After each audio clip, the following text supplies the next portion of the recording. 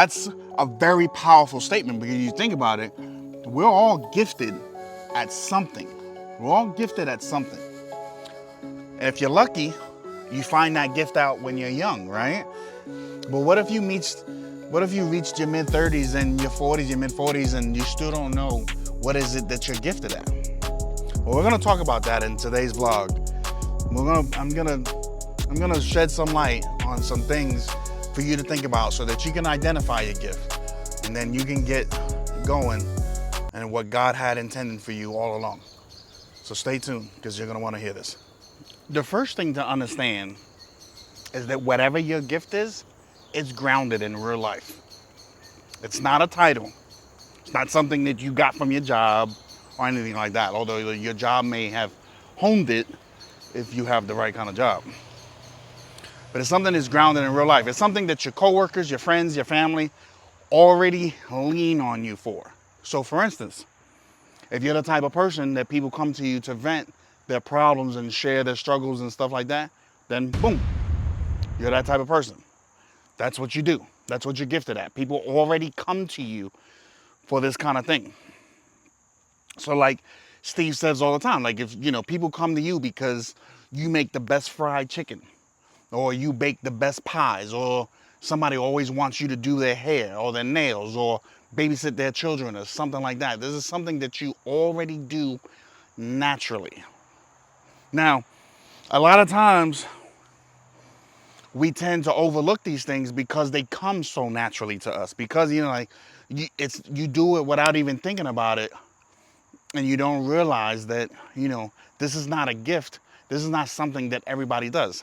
For instance, one of the things I tell Lexi all the time, Lexi is really nurturing. Like that's something that she's really nurturing. And I tell her all the time, like, that's a gift. Not everybody is able to do that. People aren't just naturally nurturing. Even women to women, like, are not naturally nurturing. There's some who just do it because they're gifted at it. It's grounded, and people come to you to solve that problem, like to give them that. So if somebody comes to you for something, don't look at your resume, but scan your lived life and look at what people come to you for. What do people constantly come to you to make happen? That may be what you're gifted at. So here's something else to think about. Whatever your gift is, it's instinctual, like breathing. So most people tend to overlook it because, like I said, it's so natural that you don't even think twice about it. But you ever did something that most people have to study for and they have to train for, and you just able to do it, and they come to you and they're like, they treat it like it's magic, and you're like, dude, like all I did was this, and this, and boom. But they talk to you like it's magic, like, oh my God, like that may be your gift. And here's a little footnote. If you ever felt guilty for charging somebody for performing whatever it is that you do, because it's so simple, that's a strong indicator that that's what you might be gifted at. Now, there's something called the flow state, and I know that we've all been through this before. So listen, you ever hear somebody say, or have you ever heard yourself say or realize that you said, man, I could do this shit all day? Or you get so engrossed into doing what you're doing that you look up and you're like, oh shit, it's dark outside. Like, when the hell did that happen? It's because flow fuels your gift, right? Like, you just get so worked up into it that you lose track of time, and you space out, and you're so ramped up into doing what it is that you're doing that time flies by and you're not even thinking about it. And that's why when people say, like, when you do something that you really love, it won't feel like work.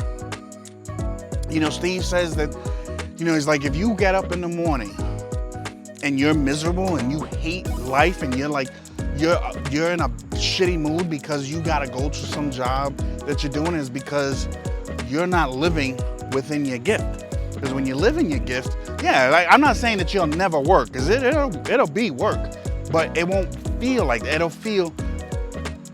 feel like you'll just get to doing it, and before you know, you're like, oh shit, it's time to go home. I gotta go.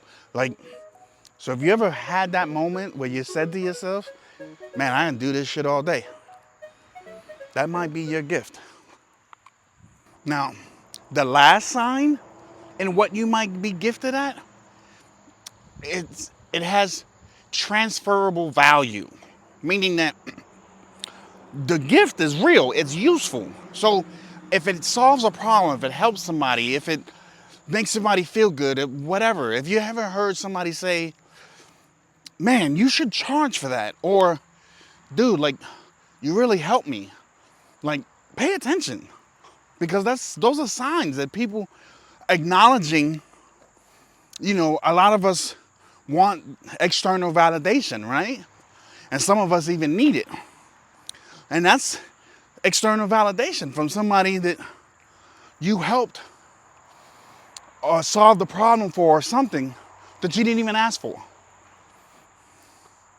It's real useful. It comes, so ask yourself, what can I do to help others?